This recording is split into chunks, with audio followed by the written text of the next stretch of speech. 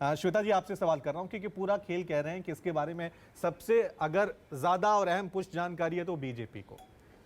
BJP ने शिवसेना की 2 फाड़ की, एनसीपी की 2 फाड़ की। ये अब क्या चल रहा है? आप कौन सी स्क्रिप्ट लिख रहे हैं? क्या शरद पवार आपके साथ हैं या नहीं है? रवि जी, पहले तो मैं आपको बताना चाहूंगी कि ये शब्द जो आपने प्रयोग किया है खेल, ये आप वापस ले लीजिए। और 2 प्रवक्ता यहाँ बैठे हैं 2 गुट के, आप उनका निरादर नहीं होगा यदि आप ऐसा कहेंगे कि हमने ये पहल किया है। भाई उनके स्वाभिमान की बात थी, वो अपने परिवार में वो जो भी करें, इसमें हमारा कोई लेना देना नहीं है। दूसरा, विनोद जगदाले जी ने एक बड़ी अच्छी बात कही थी पहले। उन्होंने एक फिल्म का डायलॉग याद किया था। मैं आपको याद दिलाना चाहूंगी कि मैं जब भी शरद पवार जी की राजनीति को ध्यान करती हूँ तो केवल मात्र एक गाना याद आता है मुझे, और वो इस पिक्चर गोलमाल का है कि भाई सब गोलमाल है, सब गोलमाल है। तो इसीलिए आपको, हमको, मेरे जैसे छोटे कार्यकर्ता को शरद पवार जी को समझने में बहुत समय लगेगा। हाँ, ये जरूर दिख रहा है कि इंडिया अलायंस जो अब 31 अगस्त को मुंबई में आने वाली है, उसको निमंत्रण जो दिया है वो निमंत्रण उद्धव ठाकरे जी ने दिया है। तो यदि आप देखें तो पिछली बार जब जेडीयू ने निमंत्रण दिया था तो मुख्य बैनर पर जब जिसका चेहरा लगा था वो नीतीश जी का लगा था। तो अब यहाँ पे जो मुख्य चेहरा लगने वाला है वो उद्धव ठाकरे जी का लगने वाला है। और शरद पवार जी बहुत बड़े नेता हैं, उनसे उद्धव जी से बहुत बड़े नेता हैं।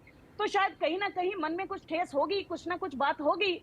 नाना पटोले जी ने हालांकि स्पष्टता दी है, लेकिन नाना पटोले जी तो आप खुद ही जानते हैं कि ये वो पक्ष है जिसने एक समय पे कहा था कि Indira is India, India is Indira. वो इंडिया अलायंस की कितनी इज्जत करेगा वो तो आप समझते हैं। तो कहीं ना कहीं इस पूरे अलायंस में ही गोलमाल है रवि जी, इसलिए बीजेपी को तो आप बीच में डालिए ही मत। ये हम शुरुआत से कह रहे हैं, आज भी कह रहे हैं। ठीक है, जहां तक शालिनी जी, बीजेपी को इसलिए डाल रहा हूं कि एनडीए के लिए भूचाल आ जाएगा। अगर कहीं आपने अजीत पवार को मुख्यमंत्री बना दिया तो एकनाथ शिंदे अभी गांव चले गए। खबरें आ रही है कि वापस लौट सकते हैं शिवसेना में।